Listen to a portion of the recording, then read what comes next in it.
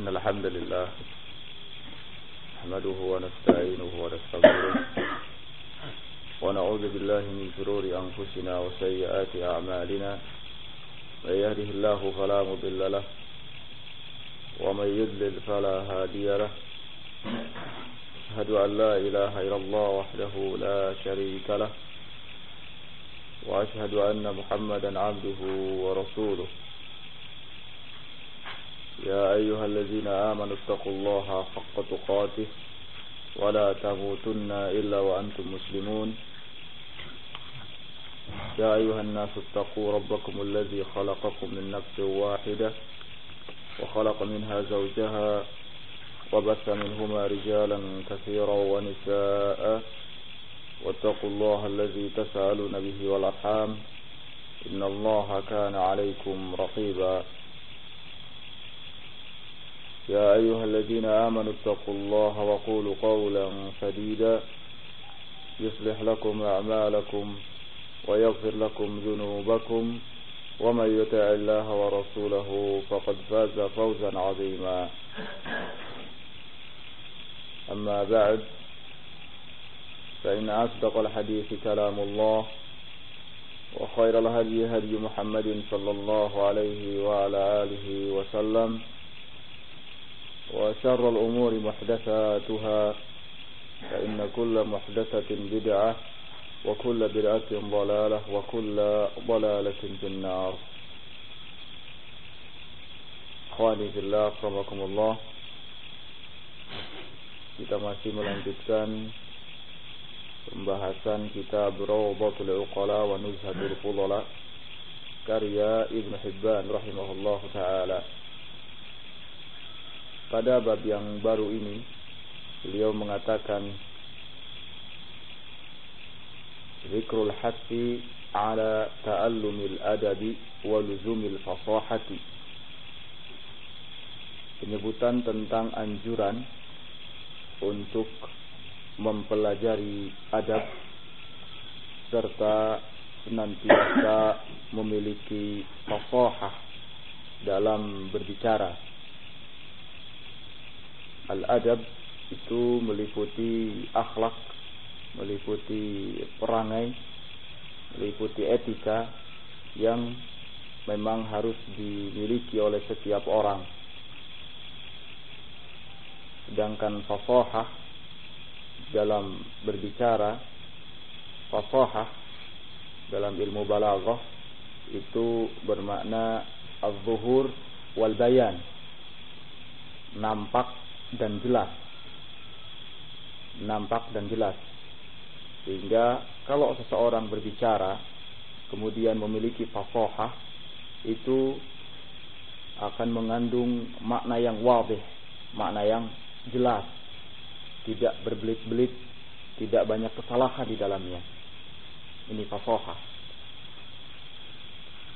Beliau rahimahullahu taala menukil hadis dari Ibnu Umar, Rasulullah sallallahu alaihi wa ala alihi wasallam bersabda, "Inna minal bayani la sihra."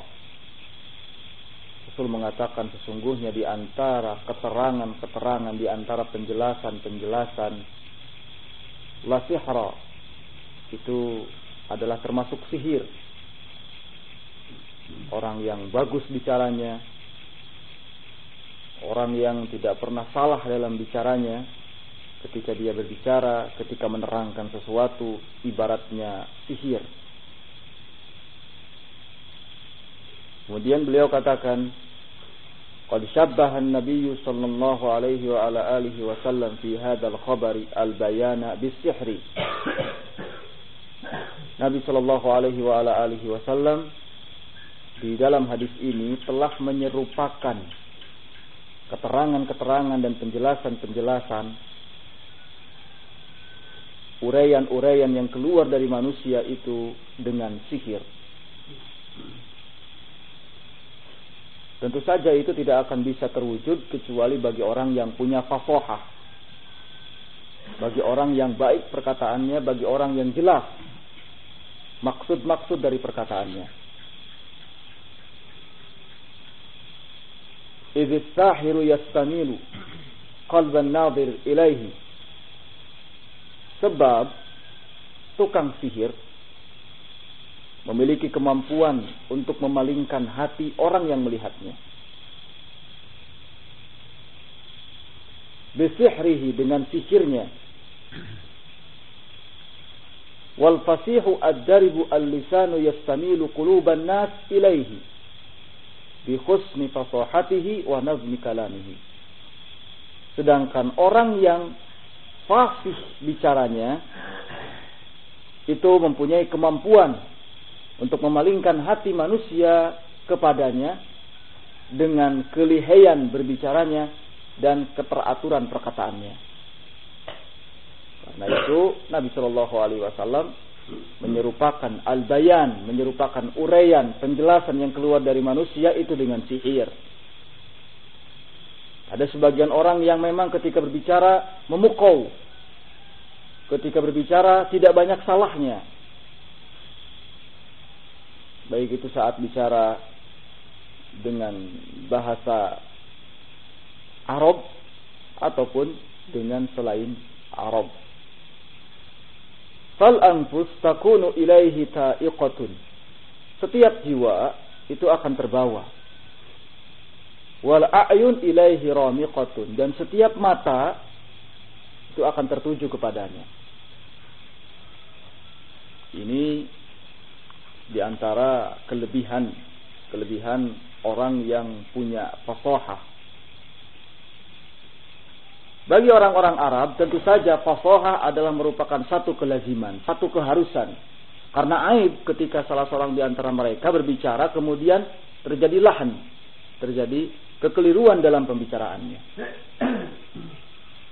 Makanya fasahah itu sebetulnya masyhur di kalangan orang-orang Arab.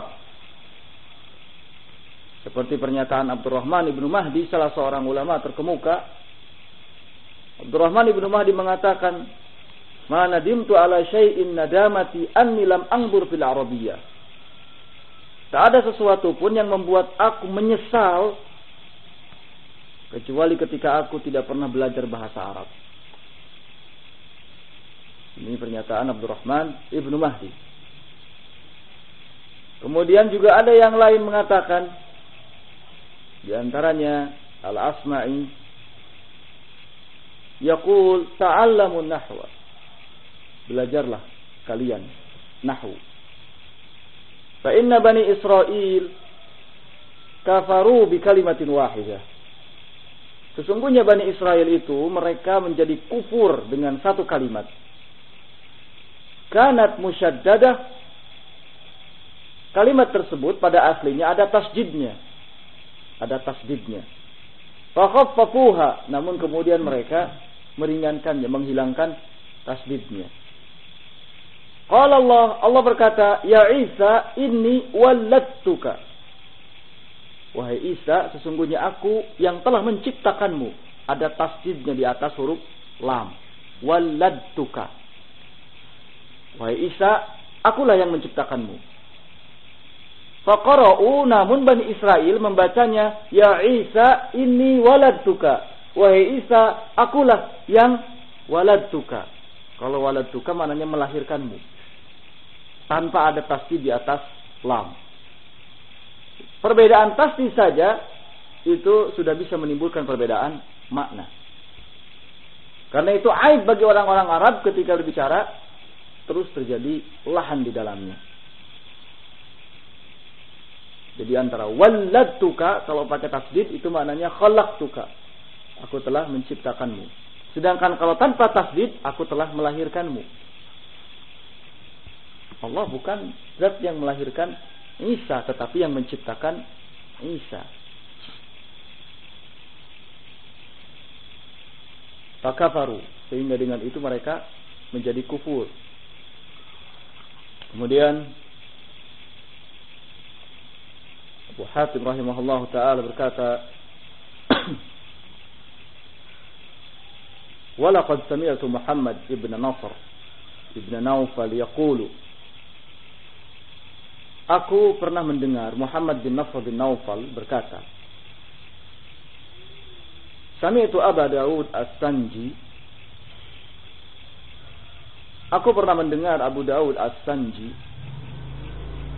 atau haddatsani Sahl bin Hani, atau telah menceritakan kepadaku Sahl bin Hani anhu qala sami'tu al-Asma'i yaqulu, dia berkata, aku pernah mendengar Al-Asma'i berkata, inna akhwafa ma akhafu ala talibil ilmi idza lam ya'rifu nahwa an yadkhula fi ma qala an-nabiy sallallahu alaihi wasallam man kadzdzaba alayya muta'ammidan falyatabawwa maq'adahu minan nar. Sesungguhnya kata Al-Asma'i, yang paling aku takutkan atas talibul ilm, atas para penuntut ilmu adalah apabila mereka tidak tahu tentang nahwu. Mereka akan masuk dalam kategori sabda Nabi sallallahu alaihi wasallam, barang siapa yang berdusta Waalaikumsalam atas namaku dengan sengaja, maka hendaknya dia mengambil tempatnya di neraka. Kenapa? Li'annahu alaihi salatu wassalam lam yakun lahanan. Sebab beliau sallallahu alaihi wa ala alihi wasallam tidak pernah atau bukanlah orang yang sering terjadi kekeliruan dalam pembicaraannya. Walam yalhan fi hadithihi, dan tidak pernah salah di dalam hadisnya. Kalau orang tidak punya fasahah, orang tidak punya pengetahuan tentang nahwu, tentang bahasa Arab, ketika dia meriwayatkan suatu hadis dari Rasul sallallahu alaihi wasallam, maka akan rentan terjadi kesalahan. Entah itu dalam harokat, ya, seperti tadi yang harus ditasydidkan kemudian tidak, ya harusnya difathahkan malah dikasrohkan, ya harusnya disukunkan malah didhammahkan, dan lain sebagainya. Jadi bisa jadi kekeliruan itu terjadi pada hadis Nabi sallallahu alaihi wasallam. Di dalam sebuah syair dikatakan, laisal fata kullul fata illal fata fi adabi. Bukanlah yang dikatakan pemuda itu semua pemuda. Illal fata fi adabi. Yang dikatakan pemuda itu hanyalah pemuda yang memiliki adab. Wa ba'du akhlaqil fata awla bihi min nasabi. Sebagian akhlak pemuda itu lebih utama daripada nasabnya. Ya, sebagian akhlak pemuda lebih utama daripada nasabnya.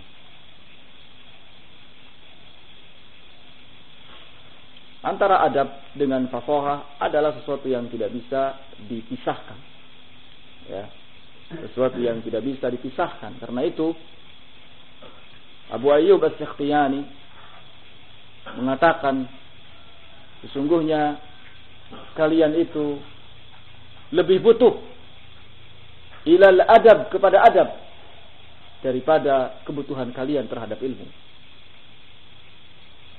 Sehingga banyak pula di kalangan salaf yang mengatakan ta'allamul adab qabla al-ilm. Belajarlah adab sebelum ilmu.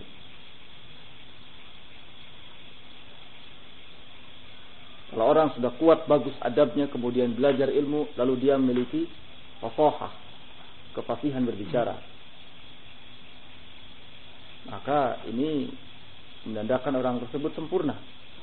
Ya, adabnya ada baik, kemudian juga pembicaraannya pun baik. Kemudian di sini di akhir pembahasan Abu Hatim rahimahullah menukil perkataan Syu'bah ibn al-Hajjaj Abu Bistam Amirul Mu'minin fil hadith, qala sami'tu Ahmad ibn al-Khitab ibn Mihran bitustar yaqulu sami'tu Uthman ibn Khurzad yaqulu sami'tu Ali ibn al-Ja'd yaqul sami'tu Syu'bah yaqulu, aku mendengar Syu'bah berkata, masalul ladzi yatlubul hadith wa la ya'rifu an-nahwa mithlu ad-dabbah 'alayha al-mukhallah laysa fiha syai'un. Perumpamaan orang yang mempelajari hadis namun tidak tahu tentang nahwu itu seperti dabah, seperti hewan tunggangan 'alaihal mukhallah, yang di atasnya ada sebuah keranjang. Laisa fiha syai'un, namun keranjang itu tidak ada apa-apanya. Seolah membawa barang yang banyak, tapi ketika dilihat tidak ada. Belajar apa dia? Belajar ilmu hadis. Wah, besar ilmu hadis itu besar. Sampai dikatakan ahli hadis, besar. Tapi ketika dia tidak mengerti tentang bahasa Arab, maka kebesarannya itu adalah kosong. Ya. Tidak ada apa-apanya. Mislud dabbah 'alaiha al-mukhallah wa laysa fiha syai'un. Seperti seekor hewan, ya, tunggangan yang di atasnya ada keranjang, namun tidak ada apa-apanya. Orang-orang Arab itu kalau punya hewan tunggangan, biasanya mereka suka membawa hewan tunggangannya itu bersama dengan keranjangnya, kemudian keranjangnya itu nanti akan diisi ya, dengan makanan untuk hewan tersebut, lalu diletakkan di atasnya. Ya. Makanya di sini diibaratkan dengan seekor binatang atau hewan tunggangan yang di atasnya ada keranjang namun tidak ada apa-apanya. Bahkan dalam kesempatan lainnya, Syu'bah juga mengatakan bahwa orang yang yubsir bil hadis, orang yang ngerti tentang hadis, walam yubsir bil arabiyyah, tetapi tidak mengerti tentang bahasa Arab, itu kama salil jasad, ya, seperti tubuh tanpa kepala. Seperti tubuh tanpa kepala. Jadi tubuhnya saja yang kelihatan, tapi kepalanya hilang. Tidak ada seorang pun yang mau melihat manusia modelnya seperti begitu. Kepalanya nggak ada. Badannya kemana-mana jalan. Ya. Karena itu maka bisa dikatakan bahwa bahasa Arab itu adalah hati dari semua ilmu. Ya, hati dari semua ilmu. Nah. Bab yang selanjutnya, Imam Abu Hatim rahimahullahu ta'ala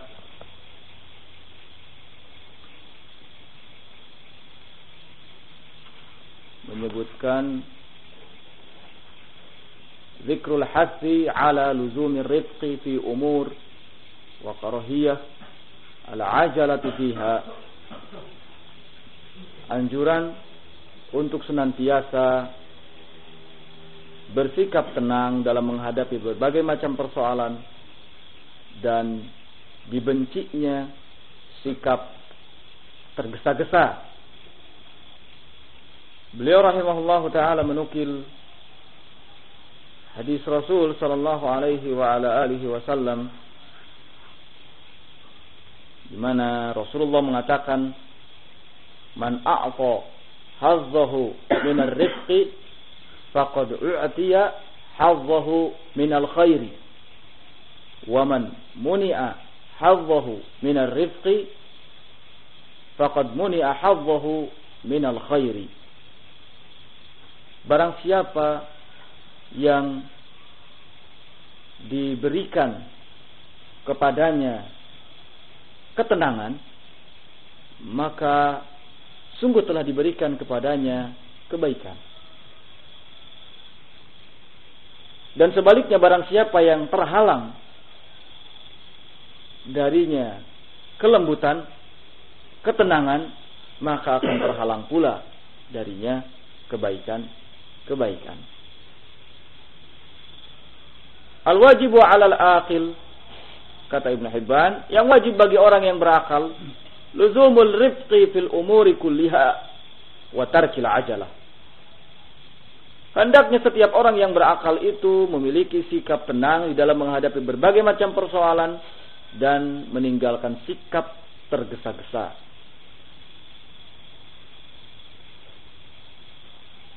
Idzallahu ta'ala yuhibbur rifqa fil umuri kulliha, sebab Allah tabaraka wa ta'ala menyukai ketenangan dalam segala macam persoalan. Wa man muni ar-rifqu muni al-khair. Barang siapa yang terhalang dari ketenangan maka akan terhalang dari kebaikan. Kama anna man a'ta rifqa a'ta al-khair. Seperti halnya siapa yang mendapatkan ketenangan maka ia akan mendapatkan kebaikan.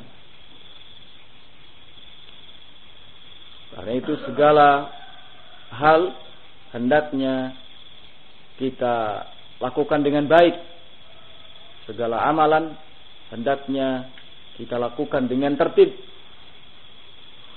Tidak perlu terlalu tergesa-gesa. Dikatakan dalam sebuah syair di sini oleh Al-Muntasir Ibnu Bilal Al-Ansari, khairul bariyati qawlan khairuhum amalan. La yasluh al-qawl hatta yasluh al-amal. Sebaik-baik manusia dalam hal ucapannya adalah yang terbaik di antara mereka dalam hal amalannya.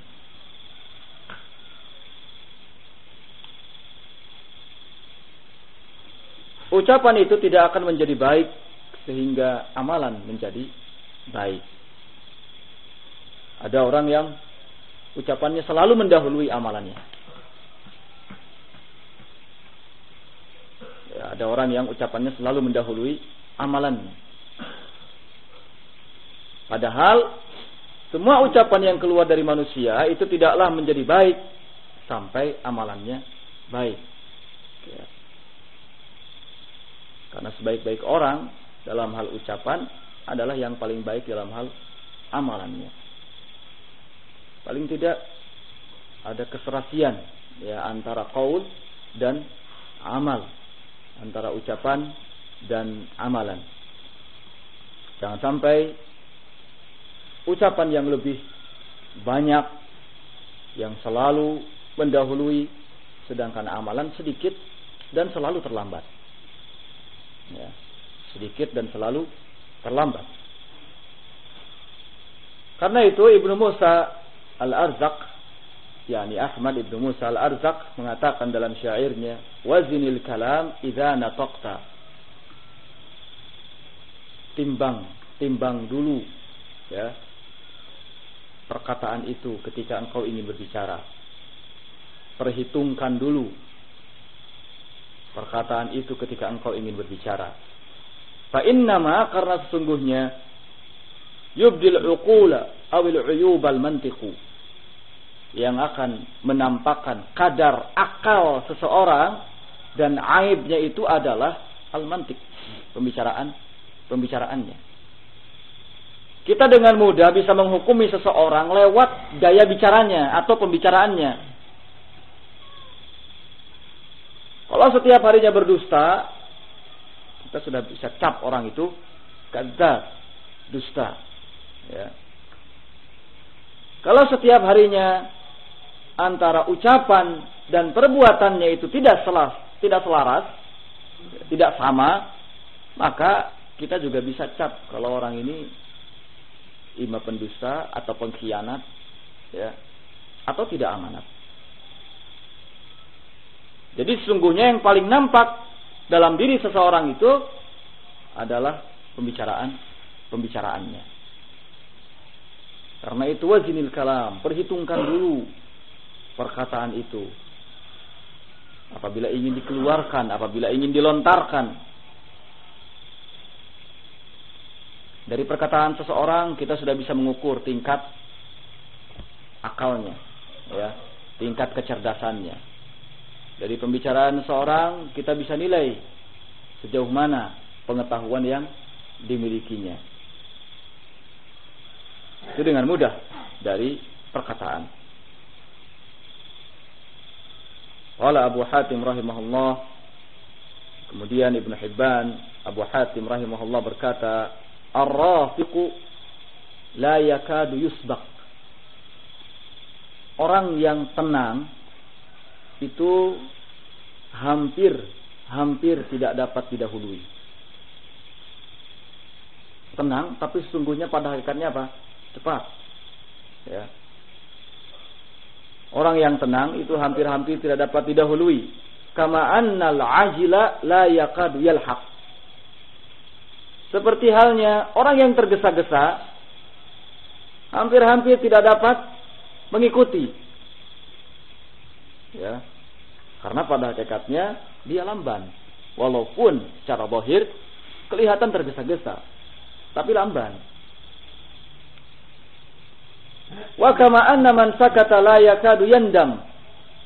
Juga seperti halnya orang yang diam itu hampir-hampir tidak pernah menyesal. Karena tidak banyak kesalahan. Diam terus kok. Beda dengan orang yang banyak tingkah, banyak bicara, rentan terjadi banyak kesalahan. Kadzalika man nafaqa la yakadu yaslam. Juga orang yang berbicara itu hampir-hampir tidak ada yang dapat selamat. Ada saja kesalahan dari pembicaraannya. Ya, ada saja kekeliruan dari pembicaraannya. Wal ajilu yaqulu qabla an ya'lam. Orang yang tergesa-gesa biasanya bicara sebelum dia tahu. Tergesa-gesa. Bicara sebelum dia tahu. Wa yujibu qabla an yafhama. Dia menjawab sebelum dia paham. Bahkan sebelum ditanya jawab duluan. Saja seperti itu. Wa yahmadu qabla an yujarrib. Orang yang tergesa-gesa ya, itu akan memuji sesuatu sebelum dia coba. Kelihatan zahirnya bagus, baik. Belum tahu pada hakikatnya. Gimana ini makanan enak? Oh, enak. Padahal belum dicoba. Dia enggak pernah makan makanan tersebut. Mode tergesa-gesa, ya. Wa yadhummu ba'da ma yuhmad. Orang yang tergesa-gesa dia mencela, ya. Setelah sesuatu itu dipujinya. Setelah dipuji, cela. Wa ya'zamu qabla an yufakkir. Orang yang tergesa-gesa itu punya azam duluan sebelum dipikirkan. Enggak dipikirkan, yang penting azam dulu. Ya. Wa yumdi qabla an ya'zam. Dan dia bertindak sebelum punya azam. Bertindak sebelum punya azam. Sebelum punya tekad itu bertindak duluan. Wala ajilu tashabuhun nadamah. Ketergesa-gesaan itu akan senantiasa disertai dengan an-nadamah, penyesalan. Wa ta'taziluhu salamah, dan akan dijauhi oleh keselamatan. Wa kanatil arabu takanna al-ajalatu ummun nadamat. Orang-orang Arab itu memberikan kunyah, ya, memberikan kunyah terhadap al-ajalah, terhadap ketergesa-gesaan dengan ummun nadamat. Ibunya penyesalan, induknya penyesalan. Ummun nadam, ibu penyesalan. Ya. Ada kalau orang Indonesia itu kalau orangnya tega itu dikatakan raja tega. Nah, ini raja penyesalan. Al-ajal itu raja penyesalan. Ya. Qala wa laqad haddatsana Amr ibn Muhammad al-Ansari. Abu Hatim berkata telah menceritakan kepada kami Amr ibn Muhammad al-Ansari qala haddatsana al-Ghallabi, telah menceritakan kepada kami al-Ghallabi qala haddatsana Mahdi bin Thabit, telah menceritakan kepada kami Mahdi bin Thabit qala Khalid bin Barmak man istata'a an yamna'a nafsahu min arba'ati asya' fa huwa khaliqun alla yanzil bihi kabirun makruh. Barang siapa yang mampu untuk menahan dirinya dari 4 perkara, maka sungguhnya dia adalah orang yang paling pantas untuk tidak untuk tidak dikenai musibah, hal yang besar dan hal yang tidak disukai, hal yang dibenci. Apa 4 perkara itu? 4 perkara tersebut adalah al-ajalatu, ketergesa-gesaan.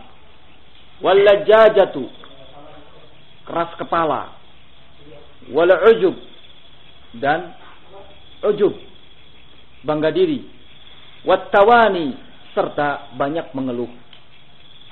4 perkara ini, ya, kalau dapat ditolak oleh setiap orang, niscaya dirinya tidak akan pernah dihinggapi perkara yang makruh, perkara yang dibenci oleh orang lain,